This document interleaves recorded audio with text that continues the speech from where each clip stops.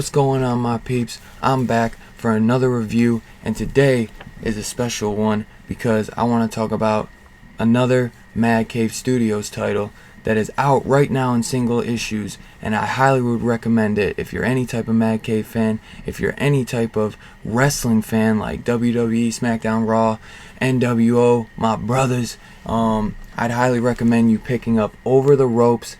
I guarantee you can still pick this up if you ask your local comic book shop to order it. I was a little late to this one, and I ordered issues 1 and 2 a few months back after my homies Two Brothers Comics did a review with the main man himself, Jay Sandlin, who is the writer for this story, also is the writer for the new Hellfighter Quinn series that just premiered its issue 1 a few weeks back, and I would highly recommend you picking up Hellfighter Quinn.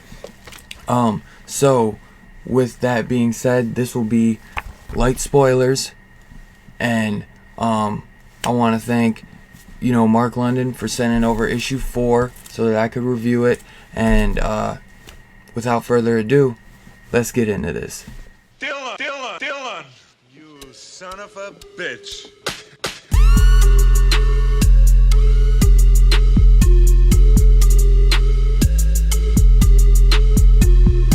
So, first things first, I will be reviewing issues 1. I'm going to be talking about issues 1, 2, 3, and 4. That is what's out right now. Issue 4 just came out about 2 weeks ago, I would say. Yeah, not this week. It was last New Comic Book Day. So that's issue 2. We got issue 1. Well, I already showed issue 1, but issue 2, which is awesome. I love this cover, man. Like the Jericho, hitting him with the Jericho. And we got issue 3. And we got issue 4. Now before I start off with this, so I don't forget, we got not only Jay Sandlin writing this, and I am so sorry if I say your name wrong, but I have to give credit where credit is due. We got Antonello Constantino is the artist, which this is amazing artwork. We got Francesco Segala is the colorist. We got the main homie himself, Justin Birch, lettering this book. Yes, Justin Birch, my homies Two Brothers, just did a live interview with him, and they go into full detail on what a letterer does for its job and how important it is for and maybe we take that for granted sometimes, how important a letterer is in the comic book industry. And I'll tell you this straight up, that was a genius podcast or live stream that my homies Dustin and Nick pulled, and it's honestly got me wanting to become a damn letterer at this point in my life. I'm telling you, me and my homie Will, Hero and the Kid, were talking about it, and I got no artistic abilities at all. I mean, I used to draw a lot when I was a kid, but I haven't drawn in years. But I would just love to work with anything with comic books. That is my dream, to do anything with comic books. So after I saw being a letterer, I was like, man, this would be awesome to learn that, you know what I'm saying, learn that trade.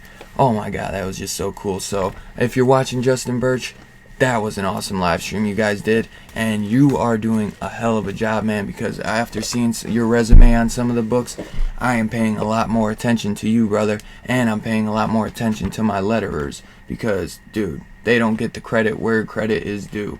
And we got Giovanna T. Orozco is the editor, Chris Fernandez is the other editor, and Brian Hawkins is the other editor.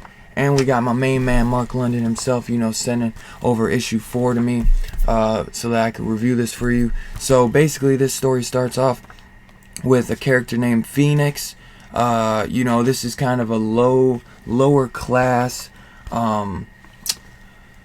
like wrestling community in a way. It's almost, like they go, almost like the show's end where they kind of go from town to town. That's, this is almost like an NWO type company. Like they're not the big leagues, they're more I don't know, they're a little bit lower class and trying to move their way up.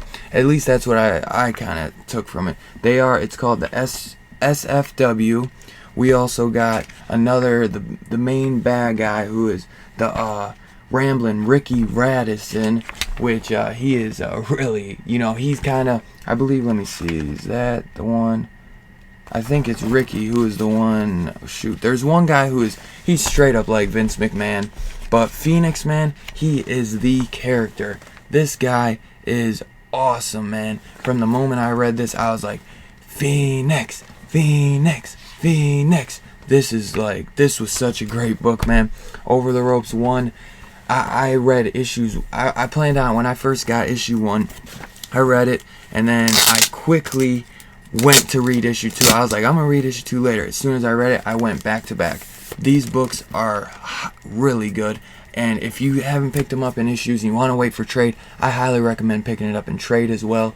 This is just an awesome series, man. I was a huge wrestling fan as a kid, and this just brings me back to those awesome childhood memories, and it really honestly made me want to go back and read some, watch some WWE and see what's going on. So issue 2, our homeboy Phoenix, he gets a chance at the title, and I forget what they say it's called, but he's supposed to kind of not win. He's supposed to kind of put on a show, but he's not supposed to win.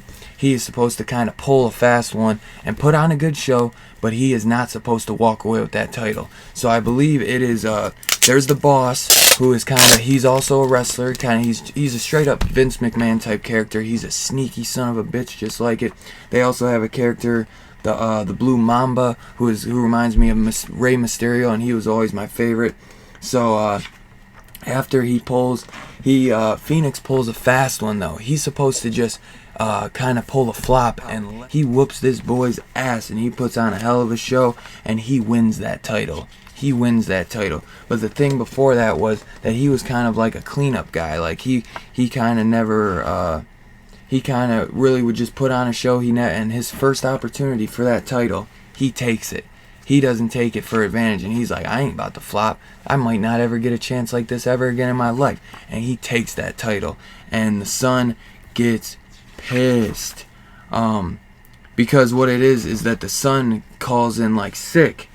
He gets sick, so he has to fight the manager for the title. That's the thing. The son, it was supposed to be the son versus the dad head to head for the title, and the son gets sick or something, pulls some BS. So the manager calls him in, and he's like, look, I'm gonna give you this shot, to fight for the title, but you're not gonna win. You're gonna lose. The thing is, the dad gets so pissed, and then he ends up hiring kind of somebody to go take him out in that in issue 2, which was absolutely awesome.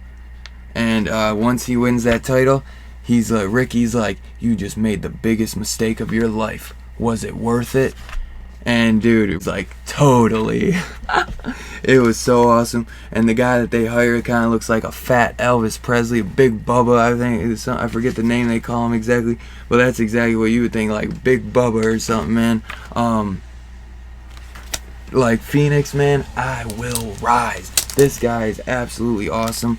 Jay Sandlin, the character he brought for this story was just absolutely awesome.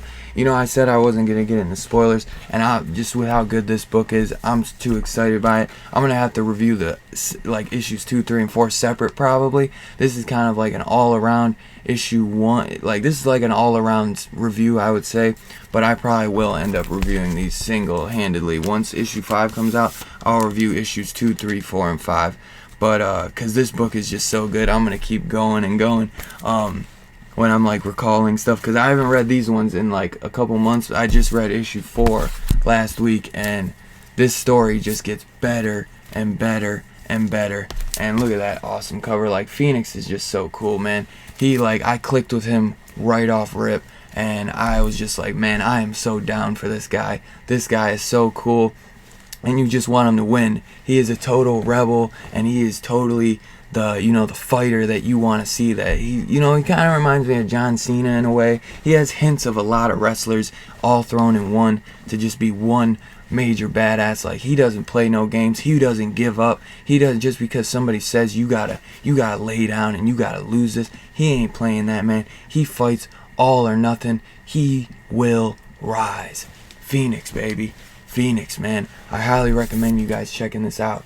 I really do. If you're any type of wrestling fan, this book really just really stands out and is one of my favorite ongoing books that Mad Cave is putting out right now. It might be my favorite ongoing series that they have right now, because I have favorites from the trades I've read, like Knights of the Golden Sun and Battle Cats are just always, like, Battle Cats is probably my favorite, but Knights of the Golden Sun is probably tied with it. It's like right up there. But the thing is, I love every single one of Mad Cave's books, all in their own way entirely. It's entirely different and absolutely effing awesome in its own way. So I highly recommend you guys going to check out my boys over at Mad Cave. They are putting out nothing but fire. And you know what? Say all you want, thinking I'm riding Mad Cave's dick, but I'm only speaking the truth. And all I've been doing the last 2 weeks are reading the books that they sent me. So that's all I got on my mind is Mad Cave. And dude, they're just putting out nothing but dope books, and I'm gonna give credit where credit is due, guys, man, because the books they're putting out are phenomenal.